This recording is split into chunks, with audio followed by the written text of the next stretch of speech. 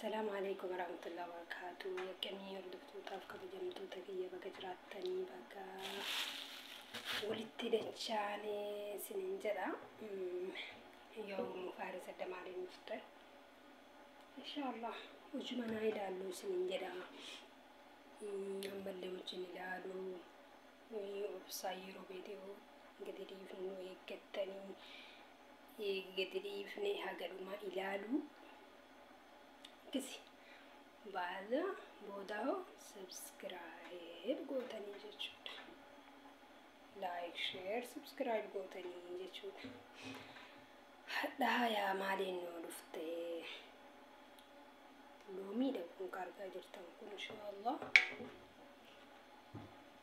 معيونك يا جتشود كان مالي فاي معيون ما فاي كان mana makin nuti jun kesani nolamu maalif jennan akka qilleensi yookaan wanti tokko tokko furshaa kaisaa kanarra kan buune kalikaanii kanarra ammoo yoo olbaa qabaate olbaa keessa kaa'u yookaan ammoo wantoota akkana keessa kaa'u jechuudha.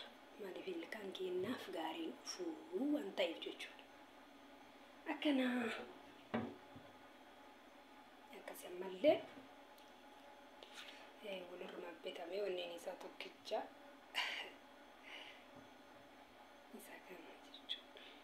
Abbaan ka barbaade fayyadamaa yaa'ani anillee gizee tokko tokko isumaan fayyadama walumaa galatti wantoota aslii haa ta'uuf yookaan wanni yeroon irraa deemen ta'in qofa jechuudha. Akkasii amma akkam godhaa asitti cuunfaa jechuudha lagna asitti cuunfee xiqqooma jechuudha amma qofa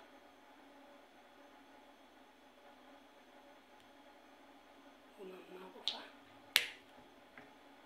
maaliif jennaan odoo yookaan ilkaan kun adada nyaannu yookaan alaa wantoota akkasii nyaannan beekaman wantoota sukkaara qabu keessatti batalayyoo sirriitti irraa of eegaa namni baay'ee kan kubeeraa nama akkasii yaa walumaa galatti kunoo loomii wantuma ammaa qofa waan ta'eef itti cuunfee ammallee maaltu isin barbaachisaa qurunfudii danfifadhe lafaan qabu qurunfudiillee danfiftanii isatti makattanii jechuudha. Otoo amma lafaa qabadde ammoo isin mul'isaa jechuudha. Booda ammoo isatti xiqqooma xiqqoo gijjan guyyaa guyyaa jechuudha qurunfudii sirriitti danfistanii keessaa inni baastanii jechuudha. Akka maal hafuura ilkaan keessaa keessa inni jedhu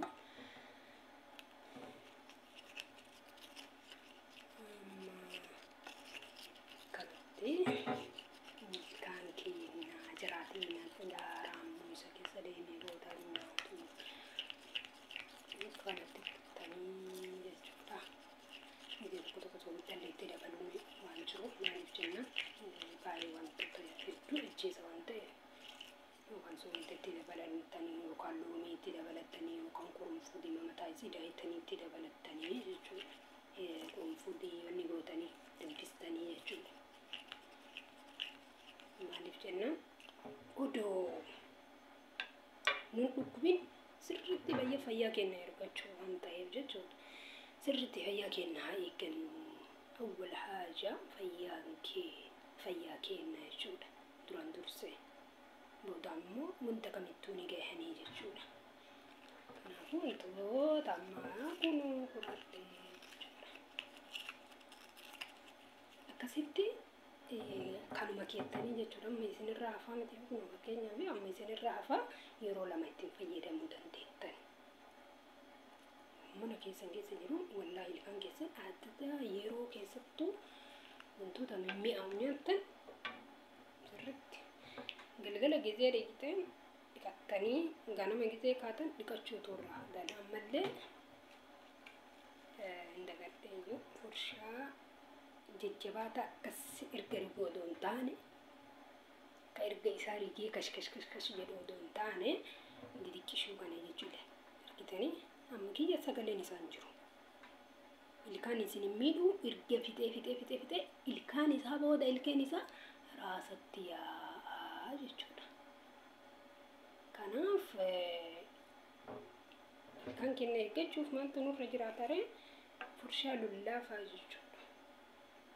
Furshaa lallaafammoo akka arraba illee yoo dhiitan jechuudha. Arrabuma arrabaa kana jechuudha. Kun nyaanni gubbaa qammanaami isuma isa yoo miiccan kun isin hin miidhu.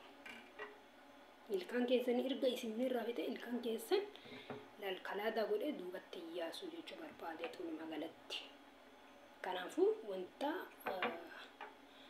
miidhaa isin irraan hin geenye bitachuudha. Ammallee wantoota sila isin fayyadurra kanuma kanaan fayyadamuudha isiniin jedha. Loomiin beekamaaruufa biyyattuu isima kanattan kun akkanatti bintanii ilkaan irrigatan hafuura fa'aa finfoonfatanii wantoota meeqatu jira. Akkasii balayaan teenna akka qilleensi tuqee yookaan wantoota tiisiif nu furshaa kennu yookaan akka dhaabdanii akka achi deemtanii achuma suutanii raffisu wanni dhiqachuun qofaa miti jechuudha. Ammallee yeroo yeroon danfisa. Danfisuun bareeda. Akkuma fakkeenyaaf xomxoo daa'immanii maaliifi hafuuraan torbee keessatti haa ta'u guyyaa lama haa ta'u hin danfisan. Beekamaadha kun jechuudha. Yoo nama sana fi ta'e malee akkasumatti itti xomxoo yeroo yerootti dhiqeetuma ittiin kennu jechuudha. Hin danfisa soogiddeetti godhee.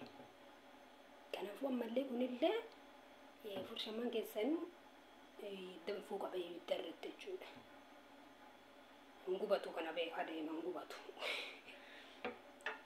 Danfistanii yeroo yerootti qadaada isaa yookaan wantootuma akkana haa ta'u sirriitti shaffannuu isin barbaachisa akka wanti tokko isinirra jalaan baane jechuudha. Kun akkanatti ilaalaa nu shantaatti qopheeffadhee akkanatti kunas maaruufaa wanni kiyya namni hin beeka. Akka barbaadee dhufee kutatanii foonni fi miti jechuudha. Amshee qulqullinni kiyya eeggachuudha. Malee waan keessattuu dhugaa dubbachuuf namni baay'ee namni kenna wallaahi ilkaanumaan dhukkubni isaa ilkaanumaan saaxilamee jechuun ni danda'ama. Sababni isaa wantoota mimmi'aawu waan nyaannuuf jechuudha. Kanuma malee wantoota biraati miti jechuudha. Warra biyyaa godhatanii ilkaan jiraan guutuudha. Ilkaan isaanii manguddoota marguu guutuudha. Mashallah tabarakallah. Akkasii obboleeyyan teennaa wallah inshallah akka inshallah nu hordoftanii wantoota gurguddaa ilaali wantoota silaa isin gammachiisu wantoota silaa isiniif yookaan barnoota yoo haa ta'u ani isinirraa wanti baradhu baay'ee jira isinirraa wanti barattan baay'ee jira yookaan jiraatu inshallah wajjumaan ilaallee wajjumaan like share subscribe walii goonee walitti dhufeenyi keenya akka gaarii ta'uu qaba isin jedhaan. Mufaaris akkas jetti isin hoo maal jettaniidha. Ammallee wantoonni as keessatti yookaan isinitti tolu jiraate jechuudha. Akkasitti yookaan wanti irra isinii deebi'u qabullee yoo jiraate wanti kun akkana jettanii ibsachuu ni dandeetti. Mirga guutuu qabdanii jechuudha mana kiyyatti. Akkasitti ilaalaa carrabaa isiniif laate isinis isin dhageeffadhe yookaan wantoota isin naaf dabarsitanillee ilaalladhe akkasii isinirraallee barnoota fudhadhe isinirraa fudhattanii wanti isin fayyadaa jiraatu yoo jiraate jechuudha. Wanti isin fayyadu yeroo ammaa fayyadaa jiru yoo ta'e jiraate akkasitti kaa wanti kuni nu fayyadaa jira itti fufii jettanii na jabeessuu qabdan malee an obboleetti teessan Mufaaris yoomillee taanaan hatta yoo isinirraa qoqqoydanii isinirraa qoqqoydu jechuudha. Hamma danda'een inshallah barnoonni keenya yookaan wantooleen walii dhaamnuu jiraate ka waliif dhaamuta inshallah isiniin jedha.